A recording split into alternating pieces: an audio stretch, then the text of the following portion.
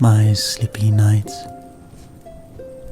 and tonight we journey to a mythical realm to hear the tale of a mighty king whose journey to the moon turns earthly ambitions upside down.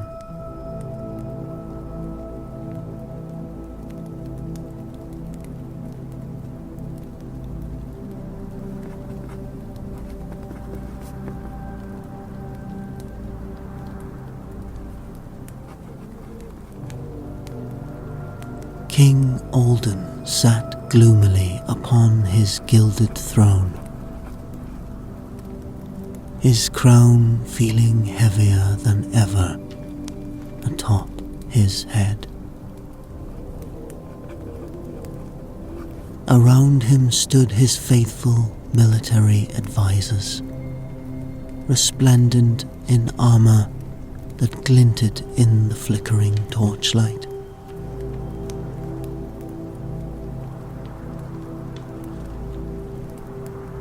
"Congratulations, Your Majesty," proclaimed Alden's chief advisor, Lord Talon. "With the conquering of the Southern Isles, you have successfully united all kingdoms of the world under your wise and mighty rule." The other advisors murmured in reverent agreement, but Alden stared straight ahead in brooding silence. Lord Talon continued enthusiastically. "The bards shall sing songs of your triumphs for generations to come. You have brought order and prosperity throughout the land. From the shifting sands of the east to the frozen peaks of the north, all peoples have been joined together under your great banner." Still, Alden said nothing, the shadows accentuating his strong features. "My king?"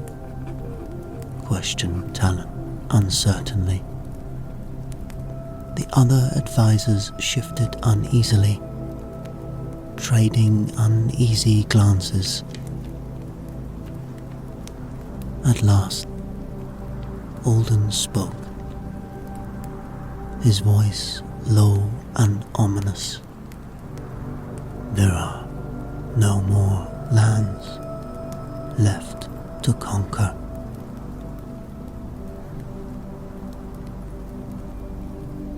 Talon hesitated briefly.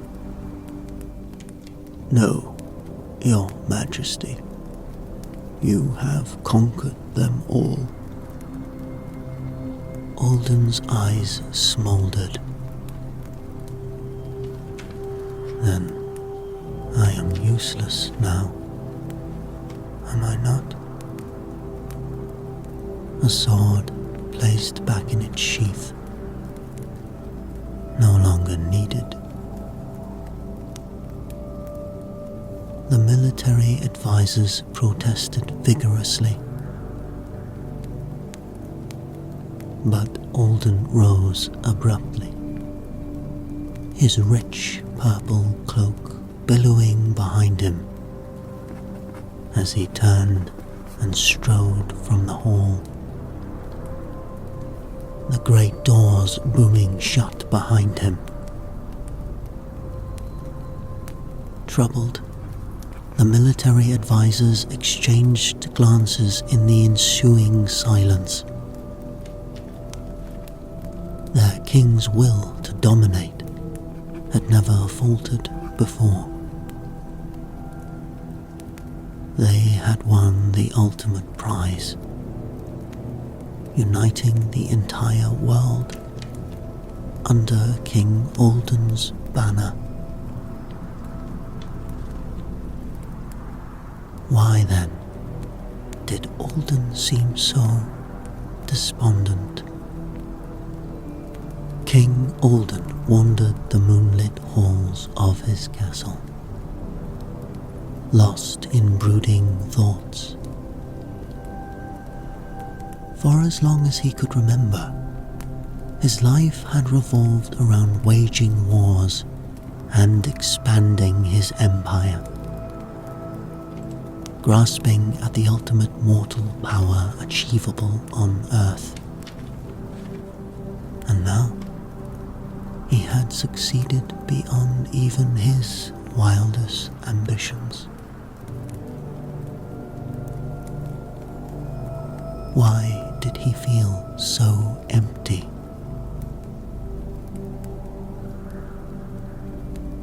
His entire purpose until this moment had been battle, conquest, the struggle for supremacy. But now, no enemies remained to crush, no lands left to conquer. His lifelong goal had been attained. Yet a gnawing void still gripped his soul. Alden's footsteps took him spiraling up the winding stone steps of the castle's highest tower.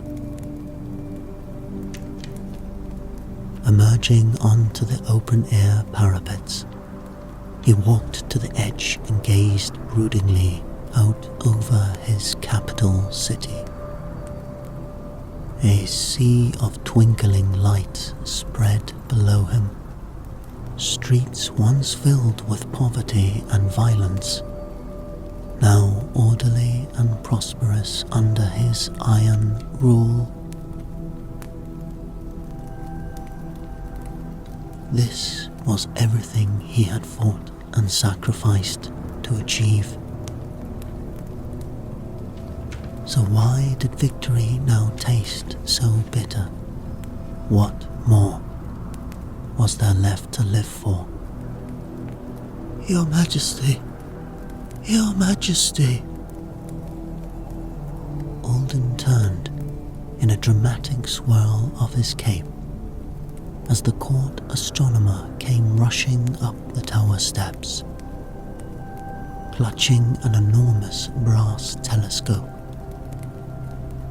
Your Majesty, I've made an incredible discovery. The man panted excitedly. Despite his dark mood, Alden felt a flicker of curiosity pierce the gloom that shrouded his soul.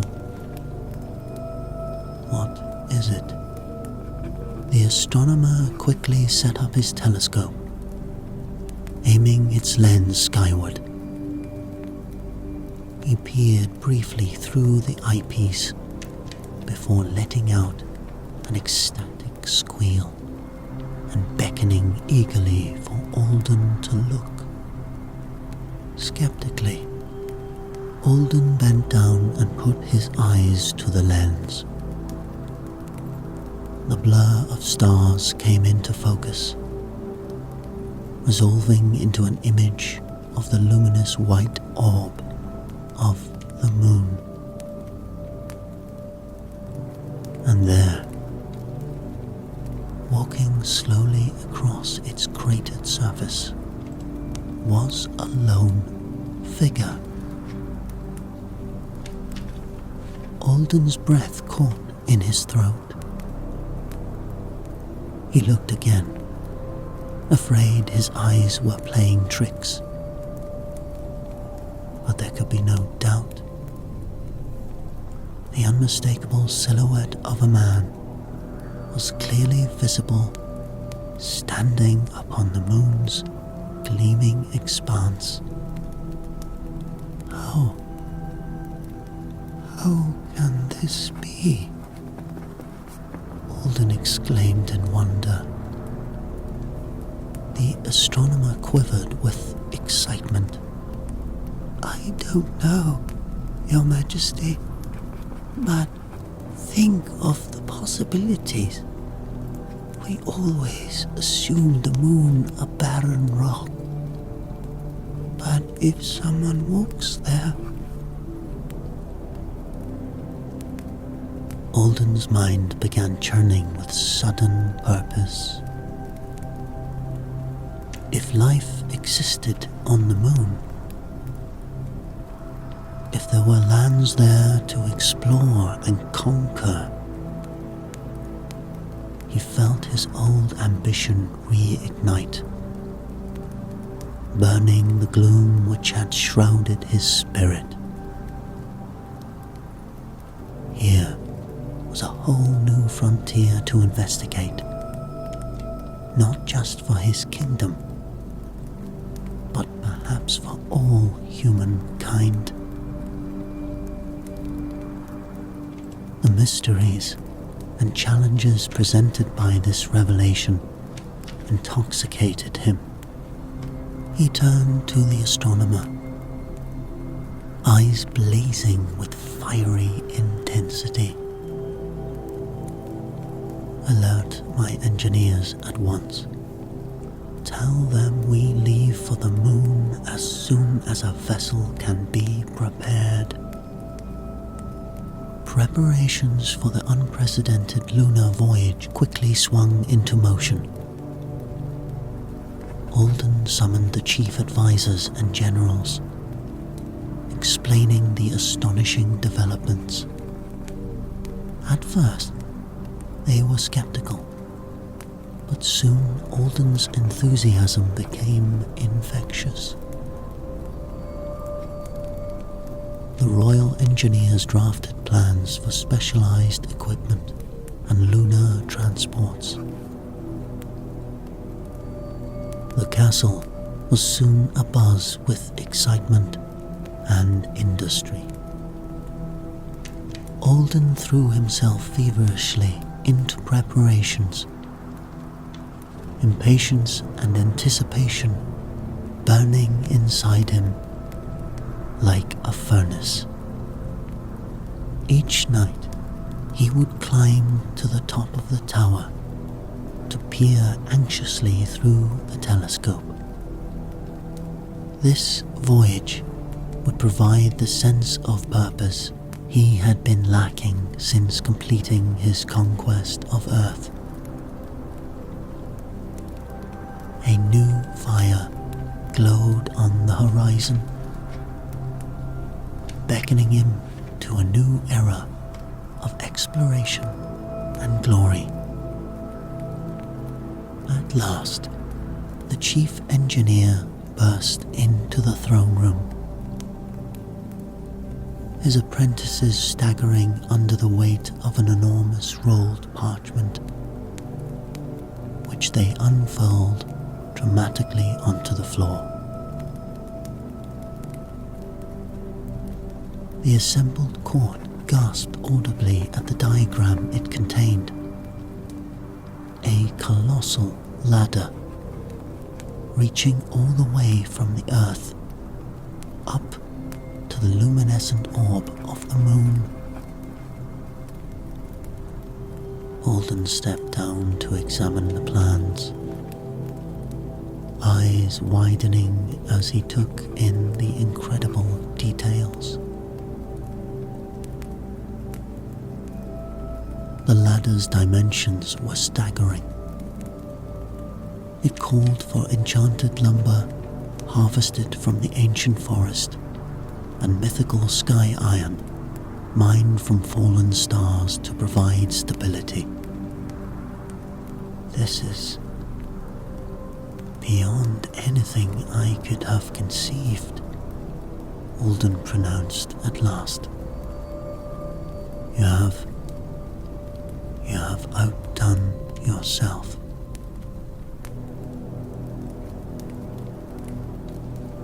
The chief engineer swelled proudly as excited whispers broke out around the throne room. With this cosmic ladder, they would finally breach the lunar frontier.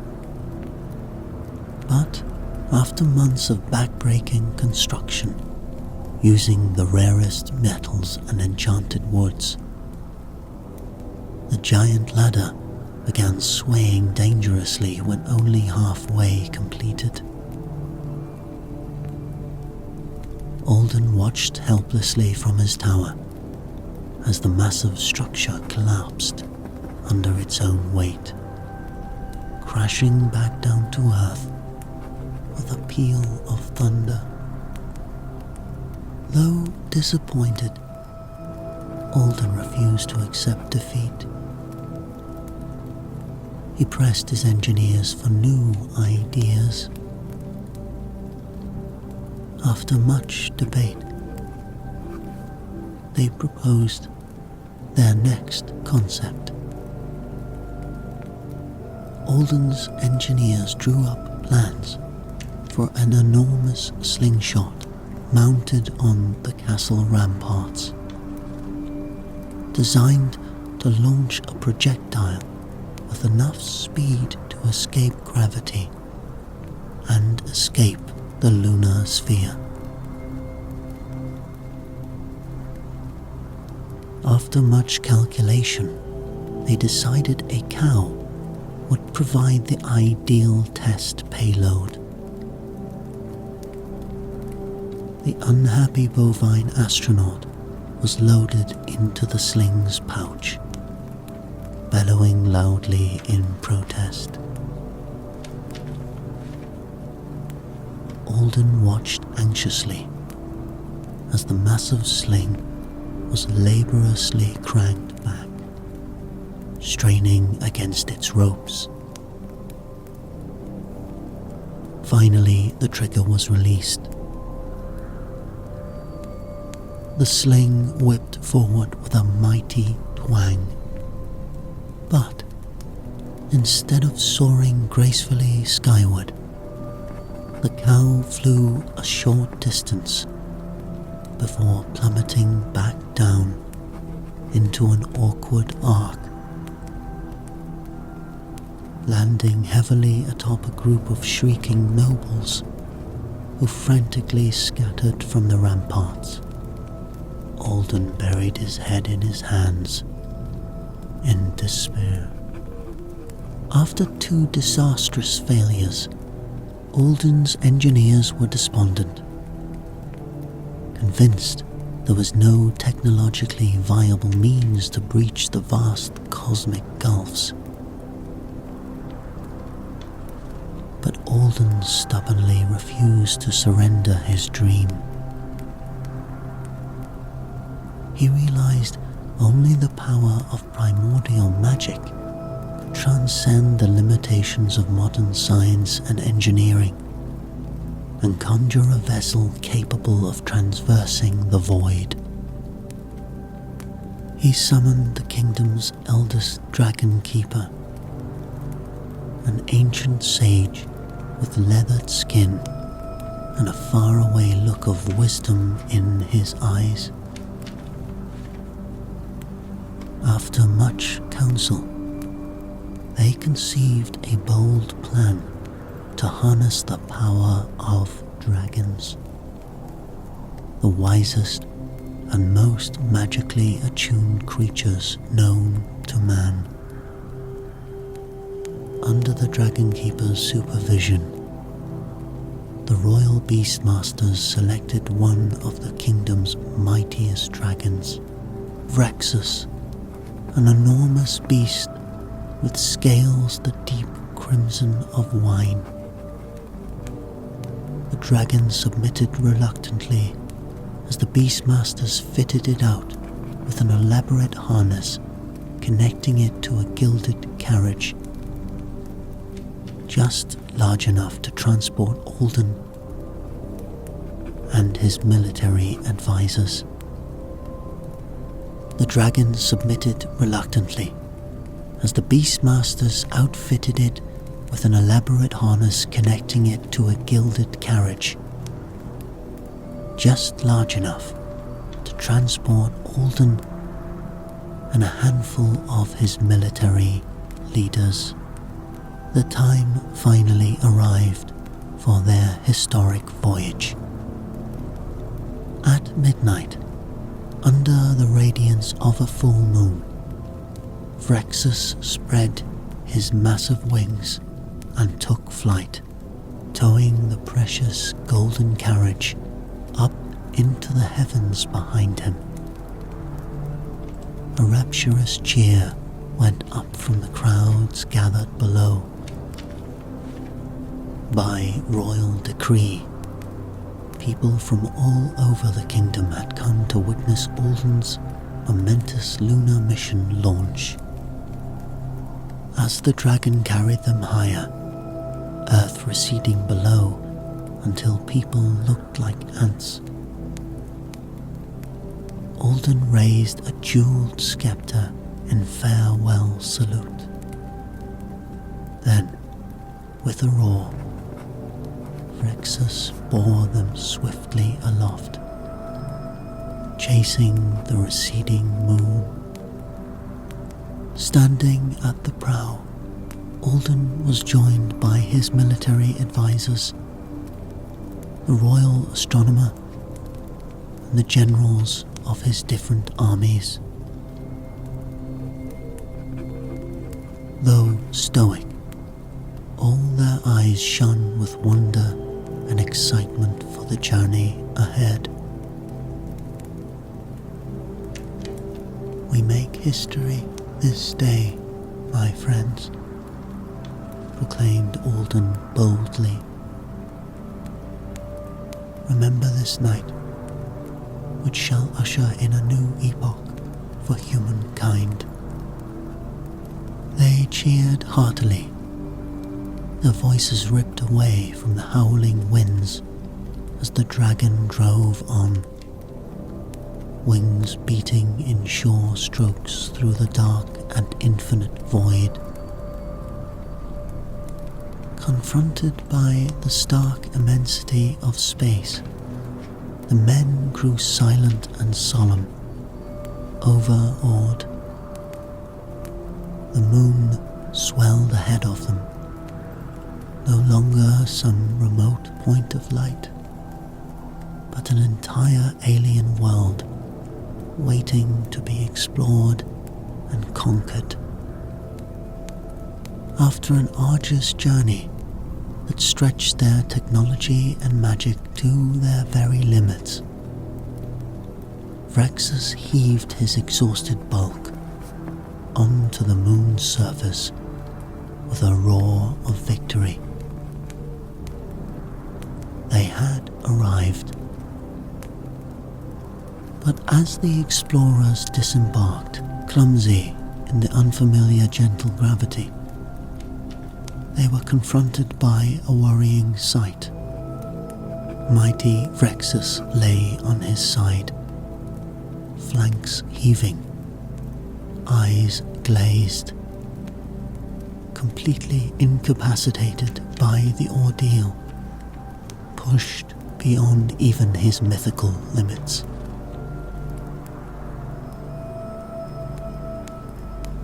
Alden rushed anxiously to the dragon's side. Vrexus feebly whimpered, too weak to even lift his great horned head. Will he recover? Alden asked urgently. The master dragon keeper carefully examined the prostrate beast. His wrinkled face was grim as he rose again. I fear the voyage might have been a one-way trip. The noble dragon is dying. Stricken, Alden stepped back. For their triumph arrival to be marred so suddenly with a stark reminder of how tenuous their presence was in this alien space. They were not masters here, but intruders. having sacrificed one of their kingdom's most treasured beasts to reach this barren orb. I will find a way to heal you, brave one, Alden said quietly. But for now, we must make the most of the opportunity you have granted us. Tearing their gazes from the plight of the dying dragon, they began the momentous first steps of humans upon the moon's surface. Alden theatrically planted his royal banner into the soft lunar soil. Its streaming pennants seemed to flutter proudly, despite the absence of any wind. The men marveled at the stark but magnificent vista. Jagged mountains, craters both massive and small, and an eerie stillness undisturbed by any breath of air or call of life. A whole new world, exclaimed the royal astronomer, practically dancing in his excitement. Who knows what we may find here? Unique elements, undiscovered minerals, and perhaps hostile alien beasts lurking amidst those rocks, rumbled the general, hefting his heavy battle axe. Anything could be hiding unknown in this unforbidding place.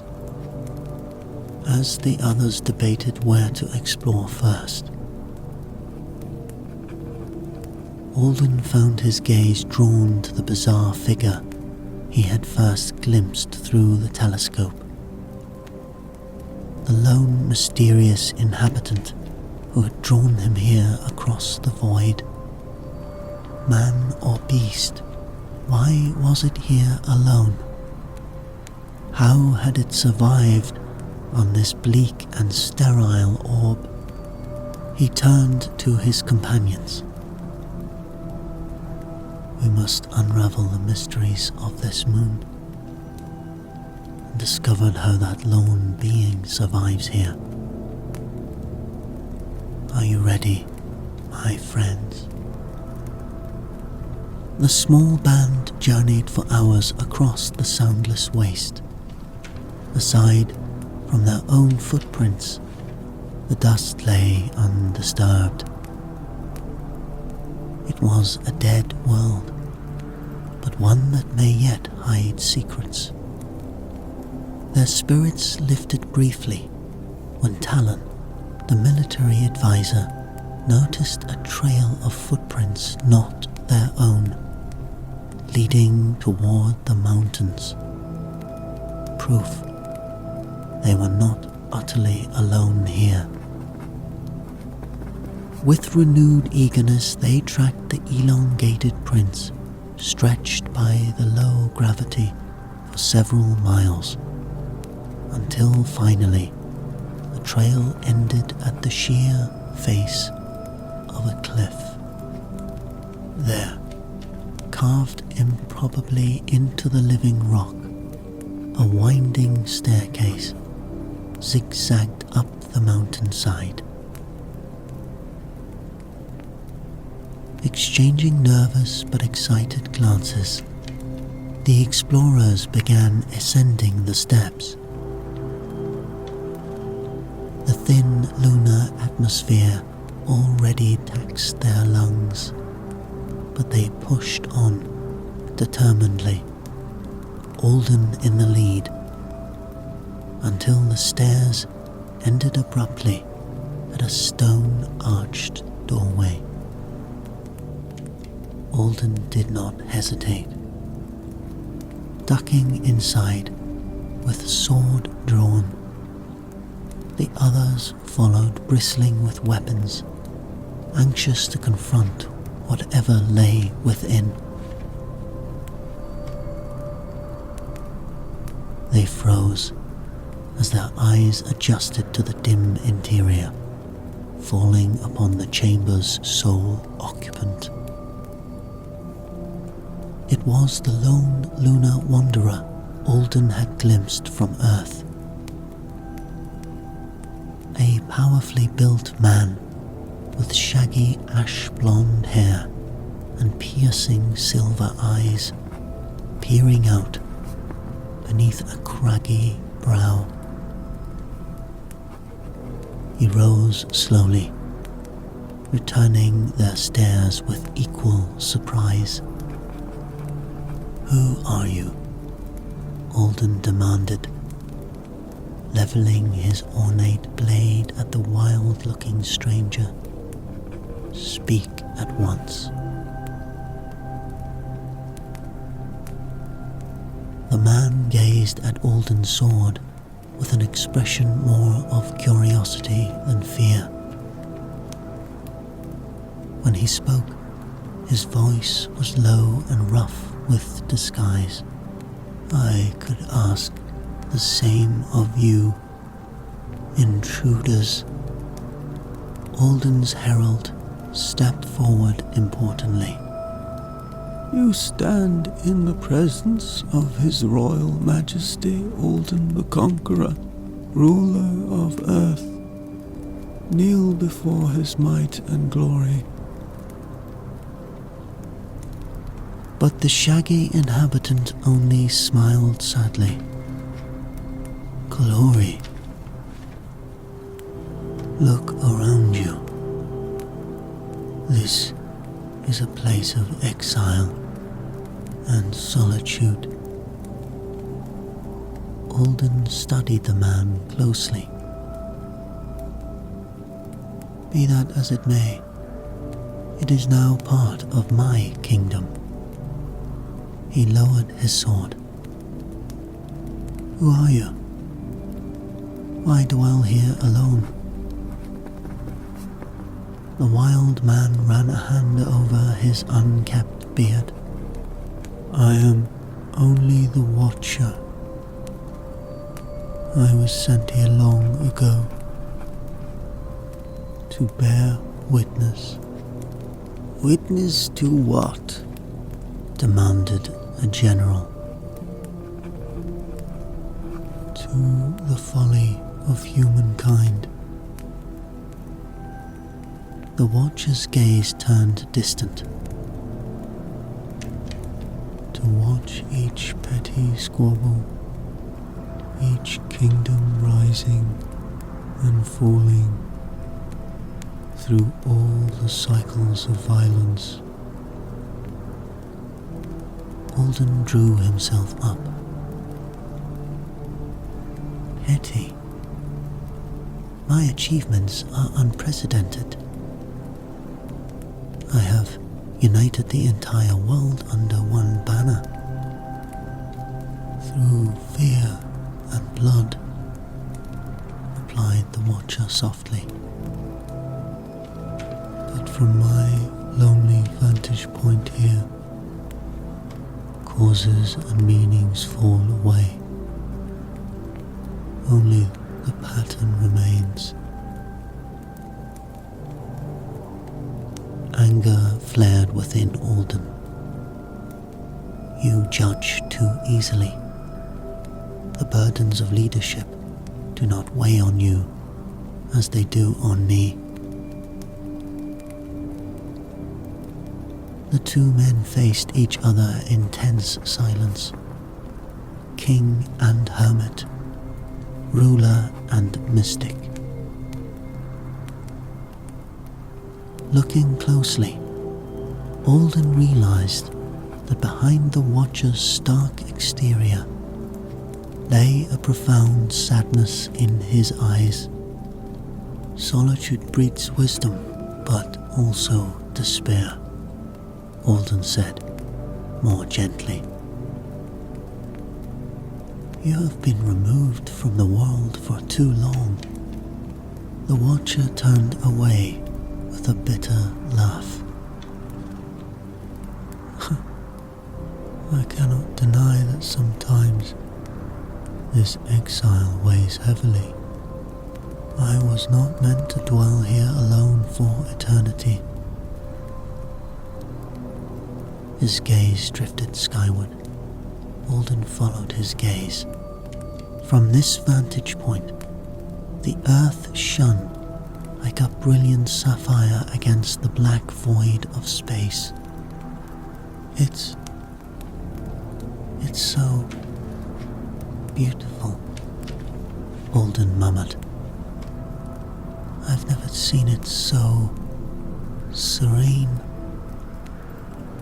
The watcher regarded him solemnly. Would you like to see more closely? He led Alden and some of his companions up a winding staircase carved into the mountainside. At the top sat a solitary tower, capped with a large crystal telescope pointing toward the glowing earth. My observatory, said the watcher.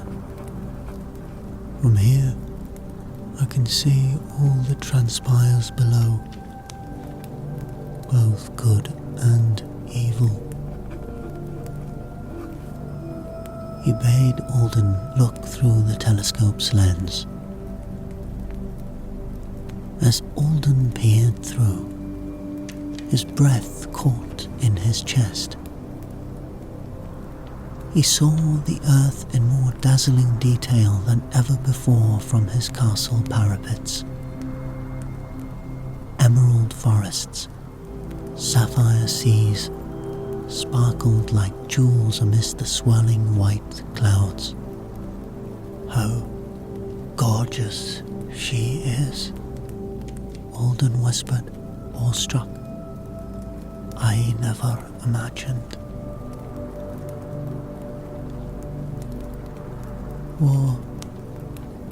War and suffering mar even the earth's beauty, said the watcher sadly, but from afar her splendor shines undimmed. The watcher adjusted the telescope's dials, and the magnified area shifted to reveal the southern isles, Alden's latest conquest. Where once there had been rich forests and fertile farmland, now stood only burnt and blackened ruins. Refugees wandering homeless. Alden turned away from the telescope, grappling with his entire sense of purpose unraveling. I have been a fool, blinded by arrogance and ambition. He faced the watcher beseechingly. But I swear to you, when I return to Earth, I shall strive to undo the harm I have caused. No longer shall I seek to dominate, only to make amends. The watcher gazed at him solemnly. Making such a declaration here is one thing. Keeping to it amidst the temptations of power is quite another. Alden fell silent, contemplating the view of the world from this perspective. So tranquil from afar, yet he knew too well the strife and suffering that polluted it still. At last, he drew his sword, the rubies in its hilt glinting in the sunlight.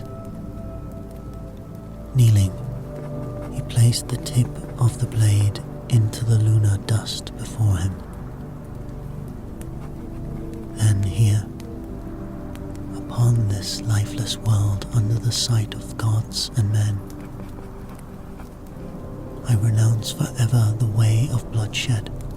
I pledge to cleanse the earth of violence and return with compassion as my shield and wisdom as my sword. Alden rose from kneeling and extended a hand to the Watcher. Return with me to Earth, not as my subject, but as my conscience and guide. Help me rebuild what I have destroyed.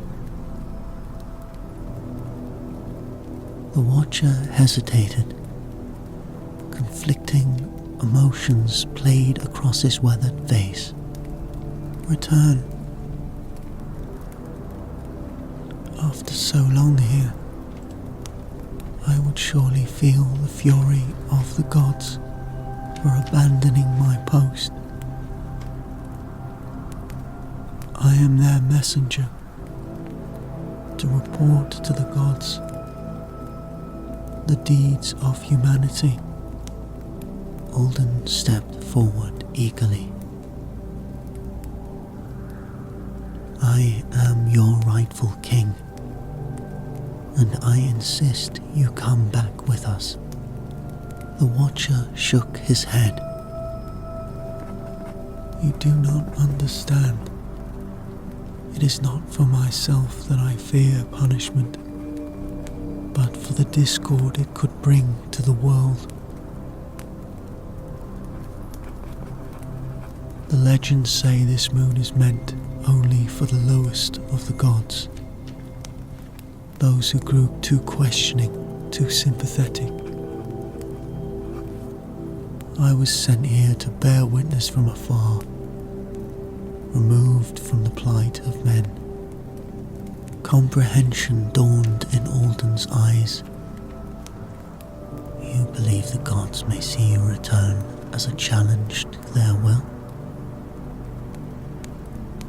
It is possible, said the Watcher. I cannot predict what consequences may follow if you take me back to Earth. Alden considered this. Your perspective would be invaluable in the reforms I hope to make. But I will not force this duty upon you against your will. Bowing his head respectfully, he turned to go. But the Watcher suddenly grasped his arm, stopping him. Wait. Your words have awoken compassion and hope in me I thought long dead. I will return to Earth with you. Come what may, with the gods. His eyes glinted with a newfound resolve. Deeply moved, Alden clasped arms with him. Then, as brothers, we shall face the future. Alden followed the Watcher down the winding stone stairs, his mind still reeling from the visions shown to him in the observation tower. He had conquered the world only to inflict more suffering. The realization threatened to shake his sanity to its core. Emerging into the stark sunlight, they headed toward where Alden's advisors awaited around the dying dragon. But Alden slowed, overcome by doubts. How could he face them now, let alone convince them of the revelations that had shattered his spirit? Sensing his hesitation, the Watcher grasped his shoulder. The truth is often bitter, but sharing it lightens the burden. Come, let us go to them. Alden took a deep breath and continued towards his waiting men. A general confronted them with a scowl. "There you are, my king." Alden held up a hand. "I have seen much on this voyage, including the harm born of my warmongering. I now intend to walk the path of peace." At this, the military advisors bristled with outrage. "Peace?" spat the general. "You dishonor our service with this weakness." Alden drew himself up sternly. "I do what honor demands. We must return to Earth as healers, not warriors." Howling in rage, the advisors charged with weapons drawn. "To the dragon quickly," Alden urged, vaulting into the saddle and extending a hand to pull the watcher up behind. The advisors charged after them, crying treason and drawing weapons. The dragon had just enough strength to lurch skyward, escaping their grasp. As it lurched skyward, the watcher pulled some crimson poppies from his robe. "Here, quickly, let us administer these for the dragon. Their essence may revive him." Together, they fed the dragon the poppy extract. As it struggled to stay airborne, miraculously, the potion seemed to rapidly restore the dragon's strength. With renewed vigor, it stretched its massive wings, and soon they were soaring swiftly from the moon's grasp.